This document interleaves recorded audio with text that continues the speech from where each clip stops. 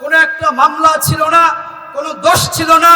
নিরপরাধ মানুষগুলোকে অপরাধী বানিয়ে তাদেরকে বিভিন্ন মামলা দিয়ে রাতের আধারে সন্তানের কোল থেকে উঠাইয়া নিয়ে, স্ত্রীর বিছানা থেকে উঠাইয়া নিয়ে এই জালিম সরকার দীর্ঘ 15টা বছর আমাদেরকে জুলুম করেছে। শুধু তাই না, কোরআনের কথা বলবার কারণে আমার শিবিরের ভাইদেরকে, আমার জামাতের কর্মীদেরকে নিয়ে গিয়ে বিভিন্ন মামলা দিয়ে, মিথ্যা মামলা দিয়ে তারা জেলের মধ্যে আবদ্ধ করেছিল। কথা বলেন ঠিক কিনা? ভাইয়েরা আমার, আল্লাহ রাব্বুল আলামিনের প্রতি আমাদের বিশ্বাস আছে। আমাদের প্রিয় ভাইয়েরা আমার, কোনো সমস্যা হচ্ছে আপনাদের? একটু কি বলা যাবে না? অপরাধ ওরা করেছে, আমরা কি বলতে পারবো না? ওরা করছে আর আমরা বলবো, এতটুকু কোনো সমস্যা আছে? কথা বলেন। আমরা যারা প্যান্ডেলে বসেছি, আমরা আল্লাহ পাকের প্রিয় বান্দা হতে চাই কি চাই না? একটু কথা বললে ভালো লাগবে, চাই কি চাই না? যদি আল্লাহ রাব্বুল আলামিন আমাদেরকে না ভালোবাসেন, যদি আল্লাহ রাব্বুল আলামিন আমাদেরকে কবুল না করেন, যদি তার প্রিয় বান্দাদের কাতারে আমাদেরকে শামিল না করেন, তাহলে আমাদের কিন্তু কপাল খারাপ। ঠিক কিনা বলেন? এখন যদি কোনো বান্দা আল্লাহ পাকের প্রিয় বান্দা হতে চায়, আল্লাহ পাক বলেন উসজুদ ওয়াকতারিব, বান্দারে সিজদা করো, আর এই সিজদার মাধ্যম দিয়ে তুমি বান্দা আমার নিকটবর্তী হয়ে যাও। আমার এই সিজদার মাধ্যমে একজন বান্দা তার রবের নিকট চলে যায়। সুবহানাল্লাহ বলবেন না? সিজদা ব্যতীত কোন বান্দা আল্লাহ পাকের কাছে প্রিয় বান্দা হতে পারে? ভাইরা আমার, বন্ধুগণ আমার, এই সিজদার এমন একটি ক্ষমতা আছে, আপনার জীবনে আপনি অপরাধ করেছেন, শয়তানের কুমন্ত্রণায় পড়ে আল্লাহ রাব্বুল আলামিনের সাথে আপনি নাফরমানি করেছেন, আপনি গুনাহের কাজে লিপ্ত হয়ে গিয়েছেন। প্রিয় ভাইয়েরা আমার, যদি আপনার গুনাহের কথাগুলো স্মরণ করবার পরে সিজদাতে গিয়ে 2 ফোঁটা চোখের পানি ফেলে দিয়ে অতীতের গুনাহের কথাগুলো স্মরণ করে রব্বে কারিমের কাছে আপনি কাঁদতে পারেন, আল্লাহর কসম আপনার জীবনে যা গুনাহ ছিল নিমিষের মধ্যে আল্লাহ রাব্বুল আলামিন আপনার জীবনের গুনাহগুলি মাফ করে দিবেন। আজকে আমরা এমন একটি সিচুয়েশনে পৌঁছে গিয়েছি, আপনারা জানেন বিগত সময়ে, বিগত 17 বছরে এইরকম কোরআনের মাহফিল করতে গেলে বাধা আসতো কিনা বলেন তো? এবং মাহফিল করার জন্য মাদ্রাসার হুজুর, এলাকার কমিটির লোক, যুব সমাজ যারা কর্তৃপক্ষ ছিল, এরাই মাহফিলকে করবে অনুমতি নেওয়ার জন্য 5টা গোলামদের কাছে যাওয়া দরকার পড়েছিল কিনা বলেন তো? এমনকি শুধু তাই না, প্রিয় ভাইয়ারা আমার, আল্লাহ পাক দিন কিন্তু ফিরিয়ে দিয়েছে। বিগত 17 বছরে এইরকম করে স্টেজ সাজানো হয়েছে, প্যান্ডেল সাজানো হয়েছে, সব করবার পরে মাহফিল হবে, এমন তো অবস্থায় সরকারের 5টা গোলামেরা এসে মাহফিল বন্ধ করে দিয়েছিল। কথা বলেন ঠিক কিনা? ওই দিন কি এখনো আছে? দিনকে দিন পরিবর্তন হয়েছে কিনা বলেন তো? অবশ্যই হয়েছে। তার মানে বোঝা গেল ক্ষমতা স্থায়ী কারো কিন্তু নয়, আজ আছে কাল ক্ষমতা নাও থাকতে পারে। প্রিয় ভাইয়েরা আমার, কি বলবো, দুঃখের কথা, আজা যায় না মনের ব্যথা। যেই দেশের মধ্যে 90 থেকে 92% মুসলমান আমরা বসবাস করি, সেই দেশের মধ্যে কোরআনের মাহফিল হবে, কোরআনের তালিম হবে, কোরআন থেকে এই জনতাকে কোরআনের দাওয়াতের কথা আমরা শোনাবো। সেই দেশের মধ্যে কোরআনের মাহফিল করতে গেলে এই ফ্যাসিস্ট সরকার, এই জালেম সরকার, এই স্বৈরাচার কোরআনের মাহফিলগুলোতে 144 ধারা জারি করেছিল। কথা বলেন ঠিক কিনা? এই কোরআনের সাথে বেয়াদবি করবার কারণে, এই কোরআনের সাথে বাটপারি করবার কারণে আল্লাহ রাব্বুল আলামিন এমন লাঞ্ছিত করেছে, এমন অপমানিত করেছে, এমন ভাবে তাকে লাঞ্ছিত করেছে। ক্ষমতা শেষ হবার পরে 15 বছর ক্ষমতায় যা সুনাম অর্জন করেছিল, এই কোরআনের সাথে, আলেম ওলামাদের সাথে বেয়াদবি করবার কারণে ক্ষমতা থেকে নামার পরে 15 বছরে যা সুনাম, যা খ্যাতি, যশ, সম্মান করেছে এই বাংলার জমিনে, এই ফ্যাসিস্ট 15 মিনিটও টিকতে পারে নাই। কথা বলেন ঠিক কিনা? আমি আফসোস করে বলি, আমার প্রিয় ভাইয়েরা, আপনারা আমাদের পর না, আমরা মুসলমান ভাই, আসুন হাতে হাত দেই, এক ঐক্য হই। আগে যা করেছেন অতীতকে ভুলে যান, আল্লাহর কাছে ফিরে আসেন, কুরআনের ছায়াতলে আসেন, তাওবা করেন। আগে যা করেছেন এক ঐক্য হয়ে আগামীর পার্লামেন্টে এই কুরআনকে আমরা চাই, কথা বলেন ঠিক কিনা? ভাইরা আমার, এই কুরআনের সংবিধান যদি আমরা আমাদের সমাজে, আমাদের রাষ্ট্রে কায়েম না করতে পারি, শান্তি আমরা কোনোদিন খুঁজে পাবো না। আওয়াজ দিয়ে কথা বলেন ঠিক কিনা? শান্তি পেতে হলে একমাত্র কোরআনই শান্তি দিতে পারে, এই কোরআনের কোনো বিকল্প নেই। প্রিয় ভাইয়ারা আমার, আপনি তাকান আফগানিস্তানের দিকে। একটা সময় আমেরিকারা আফগানিস্তানকে শেষ করে দেওয়ার জন্য অসংখ্য অস্ত্র, বোমা হামলা অনেকভাবে জুলুম করেছে, কিন্তু তারা বাতিলের কাছে মাথা নত করে নাই। ইমানের বলে বলিয়ন হয়ে, ইমানকে বুকে নিয়ে, ইমানকে ধারণ করে নারায়ে তাকবীর, আল্লাহু আকবার স্লোগান দিয়ে বাতিল শক্তির সাথে লড়েছে। আজকে আল্লাহ রাব্বুল আলামিন তাদেরকে কোরআনের বিজয় দান করেছেন, কথা বলেন ঠিক কিনা? প্রিয় ভাইয়েরা আমার, স্বাধীনতার 53 বছর থেকে নিয়ে এই পর্যন্ত কত সরকার এসেছে গিয়েছে, কত দল আমরা দেখলাম, কোন দলেই কিন্তু আমাদের সাধারণ মানুষদেরকে বিন্দু পরিমাণ শান্তি দিতে পারে না, ঠিক কিনা বলেন? ভাইরা আমার, নিরহ মানুষগুলো, যাদের কোনো নামে রিপোর্ট ছিল না, কোন একটা মামলা ছিল না, কোন দোষ ছিল না, নিরপরাধ মানুষগুলোকে অপরাধী বানিয়ে তাদেরকে বিভিন্ন মামলা দিয়ে রাজ্যের আধারে সন্তানের কোল থেকে উঠায় নিয়ে, স্ত্রীর বিছানা থেকে উঠায় নিয়ে এই জালিম সরকার দীর্ঘ 15টা বছর আমাদেরকে জুলুম করেছে। শুধু তাই না, কোরআনের কথা বলবার কারণে আমার শিবিরের ভাইদেরকে, আমার জামাতের কর্মীদেরকে নিয়ে গিয়ে বিভিন্ন মামলা দিয়ে, মিথ্যা মামলা দিয়ে তারা জেলের মধ্যে আবদ্ধ করেছিল, কথা বলেন ঠিক কিনা? ভাইয়েরা আমার, আল্লাহ রাব্বুল আলামিনের প্রতি আমাদের বিশ্বাস আছে। আমাদের প্রিয় ভাইয়েরা আমার, কোন সমস্যা হচ্ছে আপনাদের? একটু কি বলা যাবে না? অপরাধ ওরা করেছে, আমরা কি বলতে পারবো না? ওরা করছে আর আমরা বলবো, কোন সমস্যা আছে? কথা বলেন। নাস্তিকতা নিপাত, দিন ইসলাম জিন্দাবাদ। নাস্তিকতা নিপাত, দিন ইসলাম জিন্দাবাদ। কোটি প্রাণের কি আওয়াজ, ঠিক কিনা? নাস্তিকতা নিপাত, দিন ইসলাম জিন্দাবাদ। কোটি প্রাণের কি আওয়াজ। খোদাদ্রোহী সার হবে না, এই বাংলায় ঠাঁই হবে না, মুসলমানরা জেগেছে আজ। নাস্তিকতা নিপাত, দিন ইসলাম জিন্দাবাদ। কোটি প্রাণের কি আওয়াজ। ও হো, জোর কদমে সামনে চলো, চলো চলো, আওয়াজ তোলো, সবাই মিলে একই তালে দাও না স্লোগান। নারায়ে তাকবীর, নারায়ে তাকবীর। দিন ইসলাম, দিন ইসলাম জিন্দাবাদ, জিন্দাবাদ। ইসলামের জন্য দেশের হয়েছে জন্ম, ইসলামের বিরুদ্ধে গেলে দেশ হবে ভিন্ন।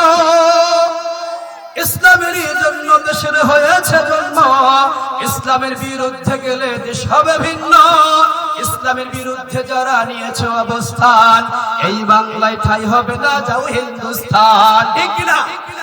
ভাইরা আমার, হক কথা বলবেন, যত বাধা আসুক, যত অত্যাচার আসুক, ইমানের বলে বলিয়ন হয়ে আল্লাহর কোরআনের কথাগুলো জাতির সামনে বলবো ইনশাআল্লাহ।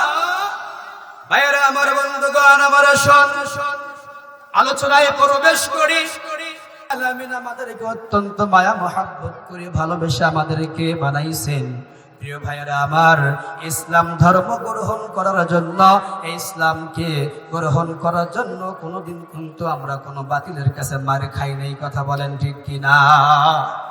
সাহাবায়ে কেরাম রাদিয়াল্লাহু তাআলা আনহুরা ঈমান এনেছে, ঈমান আনবার অপরাধে তাদেরকে মার খেতে হয়েছে, বাড়ি ছাড়া হয়েছে, তাদেরকে জুলুমের শিকার হয়েছে।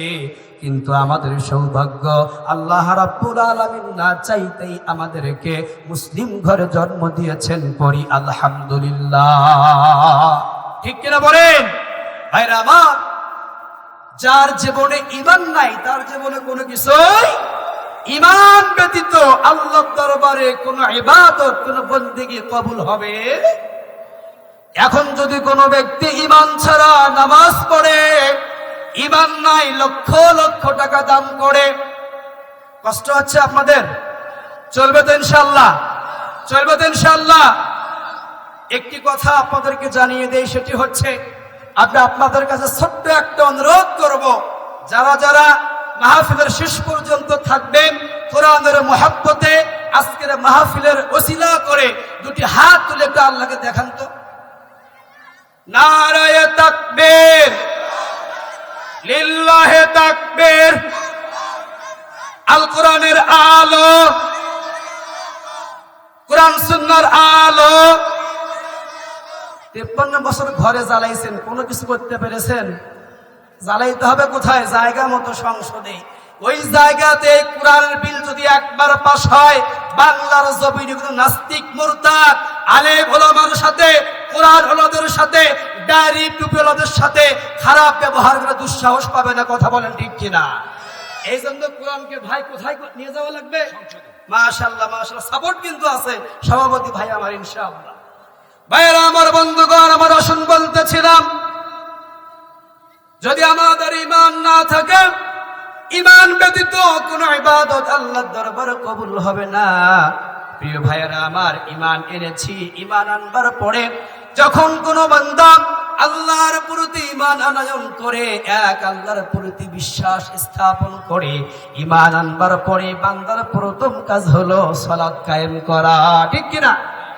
যখন কোন বান্দা ঈমান এনেছে, মনে করেন আপনি ঈমান ফজরের নামাজ রাখতে আপনি ঈমান গ্রহণ করেছেন, ঈমান আনবার পরেই আজান হয়েছে, আল্লাহ পাকের কাছে গিয়ে ঈমান যে আপনি এনেছেন, আপনি যে একজন ঈমানদার, এই ঈমানদারের একটা স্বীকৃতি সিজদার মাধ্যমে দেওয়া লাগবে। কথা বলেন ঠিক কিনা? ভাইরা আমার, বন্ধুগণ আমার, আজকে আমার সোনার বাংলাদেশে ঈমানদারের কিন্তু অভাব নাই। যখন নামাজের সময় হয়ে যায়, মসজিদগুলো কিন্তু ফাঁকা, আছে না নাই? অথচ আমরা চার দোকানে গল্প করি আমার ঈমান মজবুত, নামাজ না পড়লে হবে কি? ঈমান তো আমার আছে। প্রিয় ভাইয়ারা আমার, বলেন তো, যে ব্যক্তি নামাজ পড়ে না তার কি কখনো ঈমান থাকতে পারে? নামাজ যার নাই তার কোনো হজ নাই, যাকাত নাই, দোয়া নাই, কবুল নাই, কোনো কিছুই হবে না। ঈমান আনবার পরে বান্দার প্রথম কাজ হলো আল্লাহর দরবারে আল্লাহর কুদরতি পায়ে এই কপাল দিয়ে সিজদার মাধ্যমে আল্লাহ পাকের আপনি যে একজন গোলাম এর স্বীকৃতি দেওয়া। ভাইরা আমার, বন্ধুগণ আমার, যদি আপনি আমি নামাজ না পড়ি, ঈমানদার দাবি করেছি, নামাজবিহীন ঈমান দিয়ে আল্লাহ পাক জান্নাত পর্যন্ত পৌঁছা যাবে। যদি আপনি জান্নাত পেতে চান, এই নামাজই হলো জান্নাতের চাবি। বিশ্ব নবীজি মুহাম্মদুর রাসূলুল্লাহ সাল্লাল্লাহু আলাইহি ওয়াসাল্লাম বলেন, মিফতাহুল জান্নাতিস সালাহ। আল্লাহর নবীজি বলেন, নামাজই হলো একমাত্র জান্নাতের চাবি। অতএব নামাজ ছাড়া আল্লাহর জান্নাতে কোনো বান্দা প্রবেশ করতে পারবে? ভাইরা আমার, আপনাদেরকে আমরা প্রশ্ন করি, আমরা যারা প্যান্ডেলে বসেছি, আমরা আল্লাহ পাকের প্রিয় বান্দা হতে চাই কি চাই না? একটু কথা বললে ভালো লাগবে, চাই কি চাই না? যদি আল্লাহ রাব্বুল আলামিন আমাদেরকে না ভালোবাসেন, যদি আল্লাহ রাব্বুল আলামিন আমাদেরকে কবুল না করেন, যদি তার প্রিয় বান্দাদের কাতারে আমাদেরকে শামিল না করেন, তাহলে আমাদের কিন্তু কপাল খারাপ। ঠিক কিনা বলেন? এখন যদি কোনো বান্দা আল্লাহ পাকের প্রিয় বান্দা হতে চায়, আল্লাহ পাক বলেন, উসজুদ ওয়াকতারিব, বান্দারে সিজদা করো, আর এই সিজদার মাধ্যম দিয়ে তুমি বান্দা আমার নিকটবর্তী হয়ে যাও। ভাইরা আমার, এই সিজদার মাধ্যমে একজন বান্দা তার রবের নিকট চলে যায়। সুবহানাল্লাহ বলবেন না? সিজদা ব্যতীত কোন বান্দা আল্লাহ পাকের কাছে প্রিয় বান্দা হতে পারে?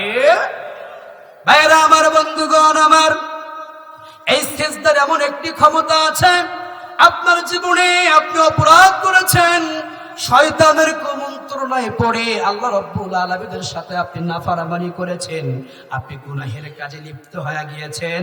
প্রিয় ভাইয়েরা আমার, যদি আপনার গুনাহের কথাগুলো স্মরণ করবার পরে সিজদাতে গিয়ে দু ফোঁটা চোখের পানি ফেলে দিয়ে অতীতের গুনাহের কথাগুলো স্মরণ করে রব্বে কারিমের কাছে আপনি কাঁদতে পারেন, আল্লাহর কসম আপনার জীবনে যা গুনাহ ছিল নিমিষের মধ্যে আল্লাহ রাব্বুল আলামিন আপনার জীবনের গুনাহগুলি মাফ করে দিবেন।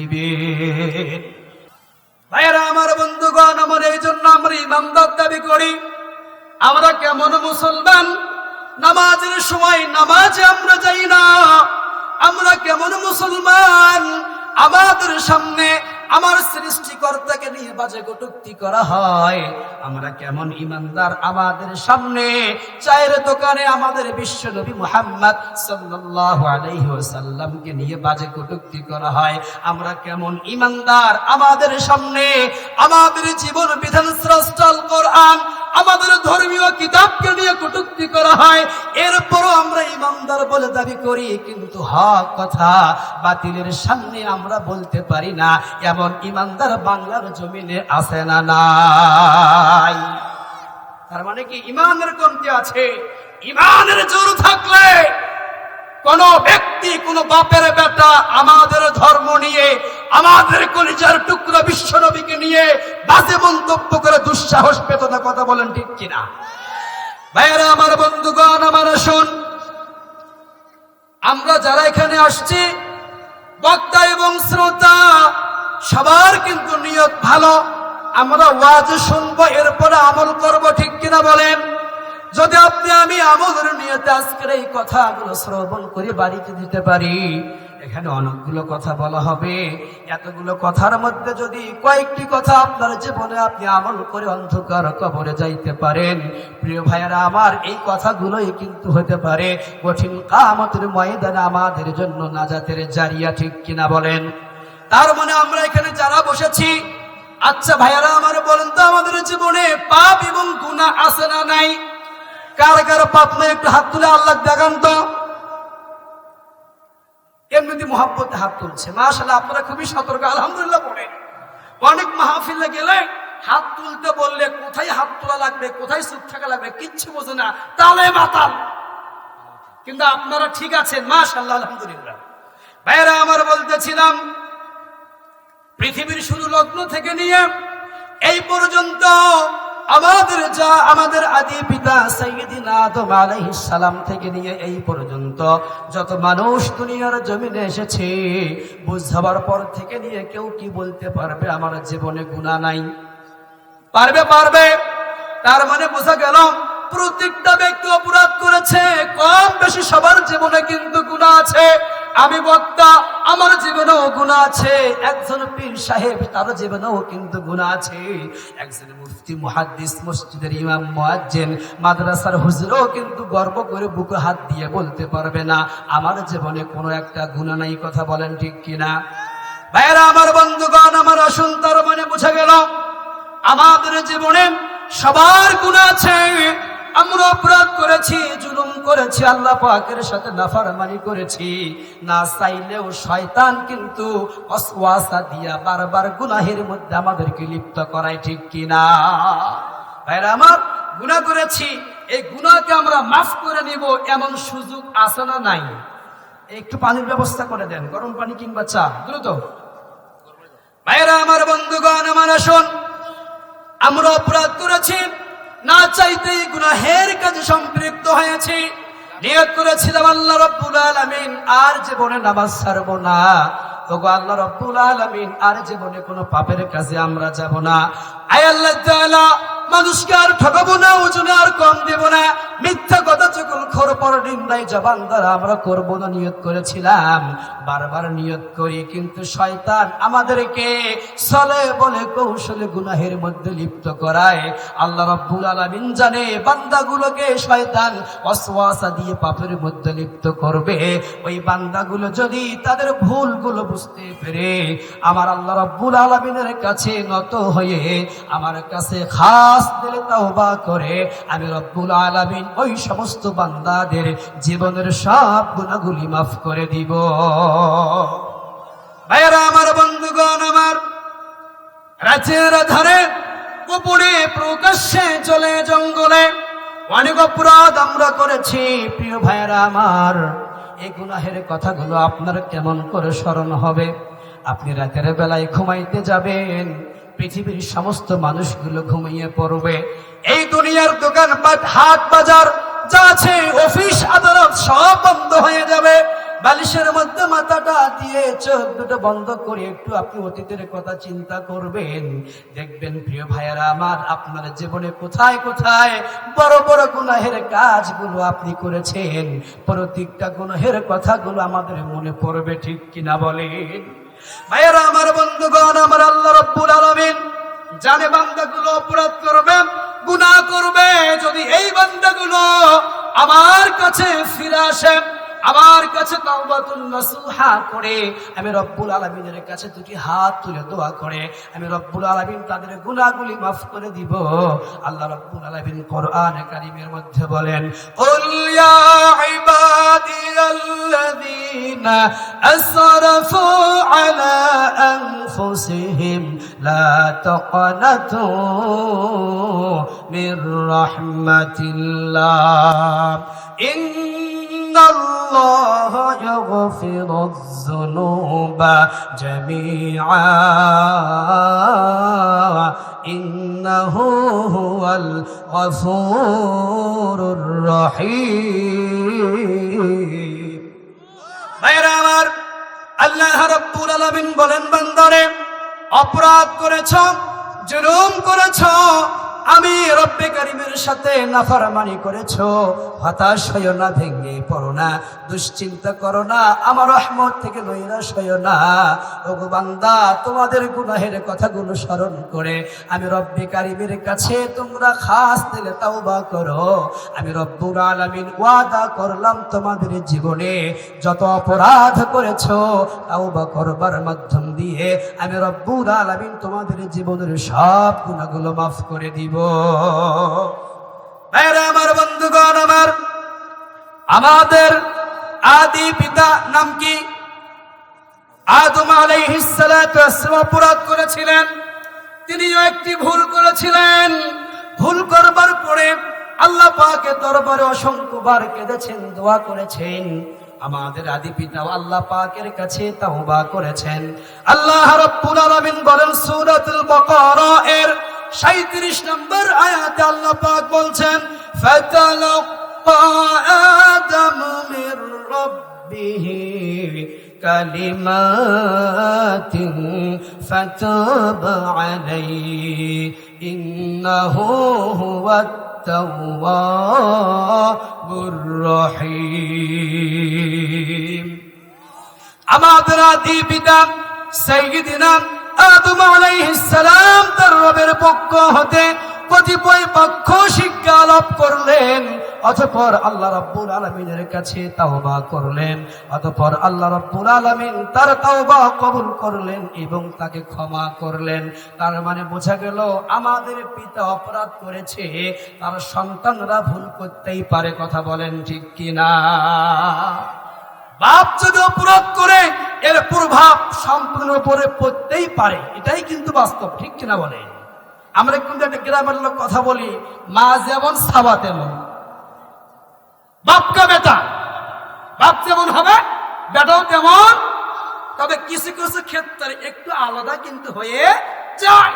তার মানে বোঝা গেল প্রিয় ভাইয়েরা আমার, যদি আমাদের যেহেতু আমাদের পিতা সাইয়্যিদিনা আদম আলাইহিস সালাম অপরাধ করেছেন, আমরা অপরাধ করব।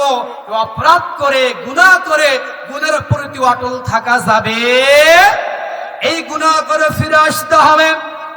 ভাইয়েরা আমার, বন্ধুগণ আমার, যারা গুনাহ করবার পরে আল্লাহ পাকের কাছে তাওবা করে ফিরে আসে, এটাই হলো একটা মুমিন ব্যক্তির গুণ। পরি সুবহানাল্লাহ। মুমিন ব্যক্তি গুনাহ করে গুনাহ করবার পরে সে বড় চিন্তার মধ্যে পড়ে যায়, বাপরে বাপ, এত বড় গুনাহ করেছি, এত বড় অপরাধ করেছি, না জানি এই গুনাহের কাজ করবার কারণে আল্লাহ রাব্বুল আলামিন আমার জায়গা জাহান্নামে করে দিবে কিনা। এই বান্দারা যখন তাদের গুনাহের কথাগুলো স্মরণ করে আল্লাহ পাকের কাছে তওবা করে, আল্লাহ পাক তাদের ব্যাপারে বলছেন যারা গুনাহ করবার পরে আমার নিকটে দোয়ার মাধ্যম দিয়ে তওবা করে, এরাই হলো আমার বান্দা, এরাই হলো আমার মুমিন বান্দা। পড়ি সুবহানাল্লাহ।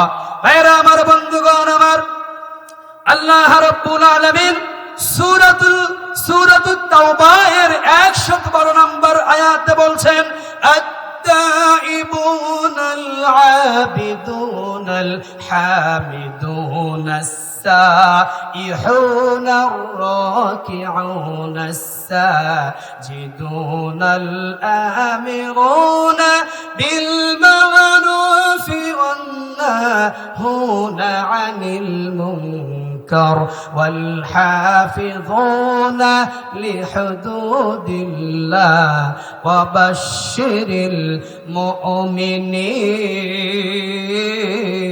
المؤمنين। আল্লাহ পাক বলছেন যারা মুমিন বান্দা এদের 1 নম্বর গুণ হলো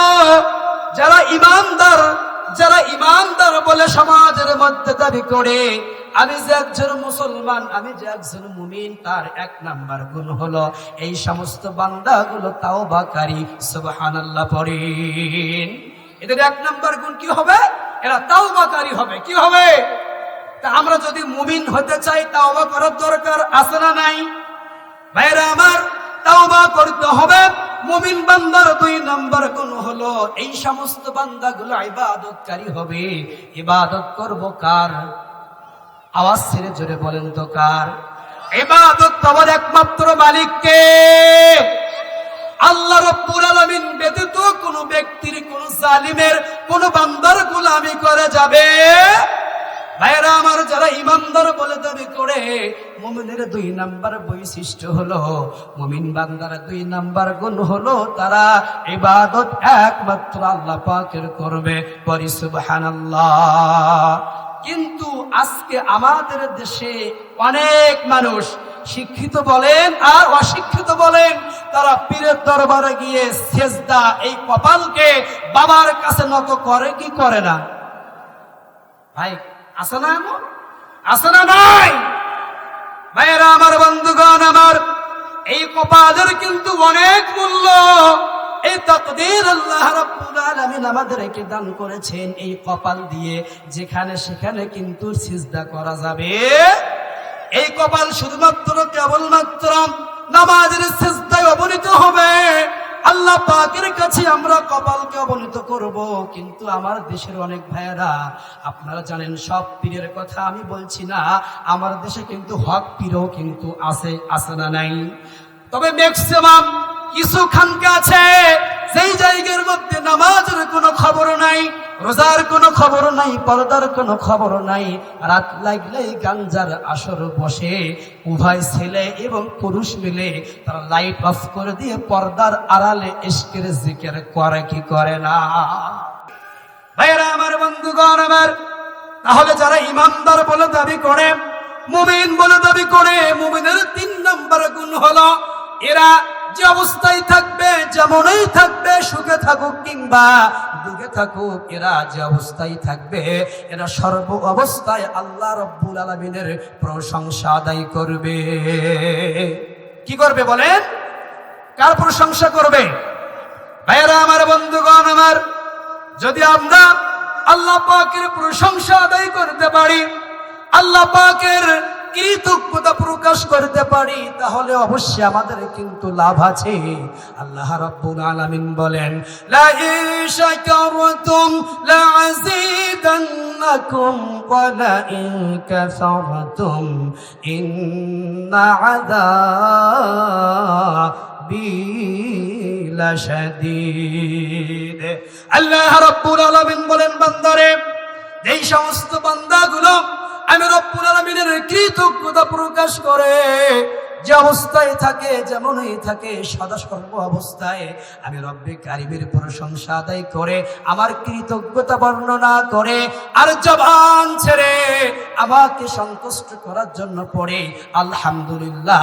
যখন কোনো বান্দা ঈমানের সাথে আল্লাহ রাব্বুল আলামিনকে সন্তুষ্ট করার জন্য আলহামদুলিল্লাহ পড়ে, আল্লাহ তাআলা বলেন ওই বান্দার জীবনে আমার যত রহম আছে, যত ফজিলত আছে, সব রহমগুলো বান্দার প্রতি আমি রব্বুল আলামিন নাজিল করে দেই।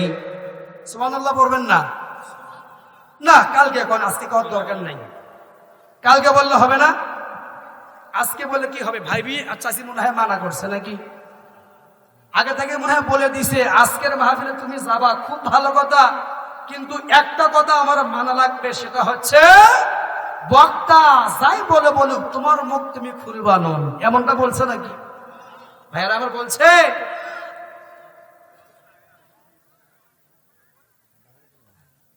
ঠিক আছে, আলহামদুলিল্লাহ।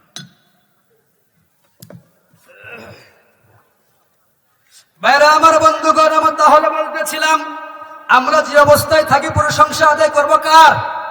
জবান ছেড়ে পড়েন তো কার? আরো জোরে বলতে হবে, চিৎকার মেরে বলেন আল্লাহ। ভাইরা আমার, এই জবান কিন্তু আল্লাহ রাব্বুল আলামিন এমনি এমনি আমাদেরকে দান করার নাই। এই জবান দিয়ে সব সময় একমাত্র রব্বে কারিমের প্রশংসা আদায় করার জন্যই আল্লাহ রাব্বুল আলামিন কিন্তু আমাদেরকে জবান দান করেছেন, ঠিক কিনা বলেন? ভাইরা আমার, বন্ধুগণ আমার, আসুন তাহলে বলতেছিলাম যারা মুমিন বান্দা হবে তাদের 3 নম্বর বৈশিষ্ট্য হলো এই সমস্ত বান্দাগুলো আল্লাহ পাকের প্রশংসা আদায় করবে। যারা ঈমানদার বলে দাবি করে, মুমিন বলে দাবি করে, এই মুমিনের 4 নম্বর গুণ হলো তারা সিয়াম পালনকারী। কি কারি বলেন তো? এরা রোজা রাখবে, অজুহাত দেবে না, কোন সমস্যার মধ্যে পড়লে, অসুস্থর মধ্যে থাকলে, ডাক্তার যদি নিষেধ না করে তারপরও তারা রোজা রাখবে, আল্লাহ রাব্বুল আলামিনকে সন্তুষ্ট করার জন্য সিয়াম পালন করবে। ভাইরা আমার, বলতেছিলাম তাহলে যারা যারা যারা এইরকম করে আল্লাহ পাকের এই ইবাদত বন্দেগীগুলো করবে, আল্লাহ রাব্বুল আলামিন এই সমস্ত বান্দাগুলোর নাম মুমিনের খাতায় লিপিবদ্ধ করে নেবেন। করি আল্লাহু আকবার। ভাইরা আমার, বন্ধুগণ আমার, আসুন যদি আমরা জীবনে অপরাধ করেছি, গুনাহের কাজ করেছি, আজকে আমরা যারা মাহফিলে উপস্থিত হয়েছি, প্রিয় ভাইয়েরা আমার, আমি কিন্তু একজন এতিম মানুষ। আমার বাবাকেও আমি হারিয়ে ফেলেছি। বাংলাদেশের বিভিন্ন জেলাগুলোতে সফর করি, আমার সামনে লক্ষ লক্ষ মানুষ বসে আমার আলোচনাগুলো শুনে। প্রিয় ভাইয়েরা আমার, কত জায়গায় ঘুরলাম, কত জায়গায় গেলাম, কিন্তু আমার যে আব্বাজান ছিল, আজকে 6টা বছর হলো এই 2টি হাত দিয়ে আমার বাবাকে কবরে নামিয়েছি, 2টি হাত দিয়ে মাটি দিয়ে সম্পাদন করেছি, বাবার জন্য প্রাণ ভরে দোয়া করেছি। কত মানুষের সাক্ষাৎ মেলে, প্রিয় ভাইয়েরা আমার, কিন্তু আমার আব্বাজানের মতো কাউকে আর দেখতে পাই না। আপনারা যারা বসেছেন আপনাদের মধ্যে অনেকেরই পিতামাতা কিন্তু নাই, কথা বলেন ঠিক কিনা? ভাইরা আমার, বন্ধুগণ আমার, এই পিতামাতা এমন একটি সম্পদ, এই পিতামাতা এমন একটি আমাদের জন্য বড় দৌলত। আল্লাহ রাব্বুল আলামিন বলেন, ওয়া ক্বাদা রাব্বুকা আল্লা তা'বুদু ইল্লা ইয়্যাহু ওয়া বিল ওয়ালিদাইনি ইহসানা। আল্লাহ পাক বলছেন, বান্দারে সর্বপ্রথম আমার গোলামি এবং দাসত্ব করবে, এরপরে আমার গোলামি এবং দাসত্ব করবার পরে তোমাদের পিতামাতার তোমরা আনুগত্য করো, পিতামাতার সাথে বিনয়ী হয়ে চলো, পিতামাতার জন্য আমার কাছে তোমরা দোয়া প্রার্থনা করো। পরি সুবহানাল্লাহ। ভাইরা আমার, বন্ধুগণ আমার, সেই মাসকে আমার দুনিয়া থেকে বিদায় নিয়েছে যেই বাবা হাড় ভাঙ্গা পরিশ্রম করে ওই চৈত্র মাসে সকালবেলা গামছাটা ঘাড়ের মধ্যে নিয়ে মানুষের বাড়িতে কামলা দেওয়ার জন্য জমির মধ্যে চলে গিয়েছে, সারাদিন পরিশ্রম করেছে, মাথার ঘামগুলো আল্লাহ এই সারাদিন কাজ করতে গিয়ে মাথার ঘামগুলো পড়ে পড়ে পা দিয়ে বেয়ে বেয়ে পড়ে গিয়েছে, তৃষ্ণায় কলিজা শুকে গিয়েছে, যখন সন্ধ্যার সময় বাড়িতে ফিরতো, ওই আব্বাজান সন্তানের মুখে হাসি একবার দেখার জন্য, হাসি ফোটানোর জন্য আসার সময় চকলেট বিস্কুট কিন্তু ধরে আসতো। কথা বলেন ঠিক কিনা? ভাইয়েরা আমার, বন্ধুগণ, আমার মার কথা কি বলবো? আমার গর্ভধারণী মা, যেই মা 1 মাস নয়, 2 মাস নয়, দীর্ঘ 10টি মাস একটা মানুষ হয়ে কিভাবে আর একটা মানুষকে পেটের মধ্যে ধারণ করে কাজ করেছে, কর্ম করেছে। ভাইয়েরা আমার, ওই মা যখন ডেলিভারিতে চলে গিয়েছে, ওই মা যাবার আগ দিয়ে আল্লাহকে ডাক দিয়ে বলে, রব্বুল আলামিন, আমার জীবন থাকবা যাক, কোনো আপত্তি নাই, কিন্তু আমার কলিজার টুকরা, আমার পেটে যে তুমি সন্তান দান করেছো, ওই সন্তান যেন সুন্দরভাবে দুনিয়ার জমিনে আসতে পারে। ঠিক কিনা বলেন? ভাইয়েরা আমার, বন্ধুগণ আমার, যখন কোন সন্তান বাড়ি থেকে রওনা হয়ে কোথাও চলে যায়, ঢাকা আপনি যাবেন, আপনার স্ত্রী রাত লাগলে ফ্যান লাইট অফ করে দিয়ে নাক টেনে কিন্তু ঘুমায়। জনম দুঃখী মা সন্তানের চিন্তায় কিন্তু ঘুমাইতে পারে না। যত রাত গভীর হয়ে যায়, মার কলিজা ছটফট করে, ওই সন্তান কিভাবে আছে, কেমন আছে, কোন অবস্থায় আছে, কোথায় আছে। বাড়ির বাবাও ঘুমিয়ে পড়ে, মা ভাই সবাই কিন্তু ঘুমিয়ে পড়ে। যেই মা আমাদেরকে 2 থেকে 2.5 বছর বুকের দুধ পান করাইছে, ওই মা কিন্তু ঘুমাইতে পারে না। ঠিক কিনা বলেন? ভাইয়েরা আমার, বন্ধুগণ আমার, ওই মা যারা জীবন থেকে হারিয়ে গিয়েছে, ওই মা যার জীবনে নাই, তার মতো কপাল পরা হতভাগা কেউ কিন্তু নাই। প্রিয় ভাইয়েরা আবার, আপনি যখন ঢাকা থেকে আপনি গার্মেন্টস কিংবা কাজ করে বাড়িতে আসেন, যখন আপনি হাতের মধ্যে কিছু নিয়ে আসেন, আপনার স্ত্রী, আপনার সন্তানগুলো আপনার হাতের দিকে কিন্তু তাকায়, বাবা আমার জন্য কি নিয়ে এসেছে। কলিজার টুকরা আমার মা, গর্ভধারণী মা হাতের দিকে না তাকাইয়া সর্বপ্রথম মার নজরটা কিন্তু সন্তানের মুখের দিকে যায়। ঠিক কিনা বলে? ভাইয়েরা আবার, বন্ধুগণ আমার, যখন আমরা ছোট্ট ছিলাম, জ্বর এসেছে, কথা বলতে পারতাম না, খাইতে পারতাম না, রাত্রি বেলায় ঘুমাইতে পারতাম না, বাড়ির সব মানুষগুলো ঘুমিয়ে পড়েছে, আমার গর্ভধারণী মা ঘুম নাই, খাওয়া নাই। রাত্রি বেলায় সেই প্রচন্ড শীতের মধ্যে আমার মা বারবার জ্বর এসেছে, একটি গামছা কিংবা একটা ন্যাকড়া বারবার পানি দিয়ে ভিজিয়ে কপালের মধ্যে পট্টি লাগাইছে।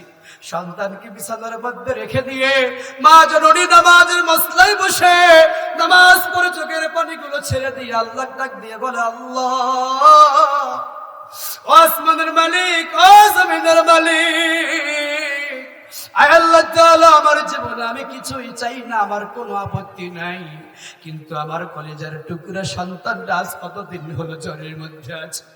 আমার সন্তানটা আমার আম্মু বলে ডাকতে পারে না, কেমন যেন অসুস্থতা বোধ করে। আল্লাহ রাব্বুল আলামিন, তুমি আমার সন্তানকে ফেলে দিয়ে যাও, আমার সন্তানকে তুমি ক্ষমা করে দাও।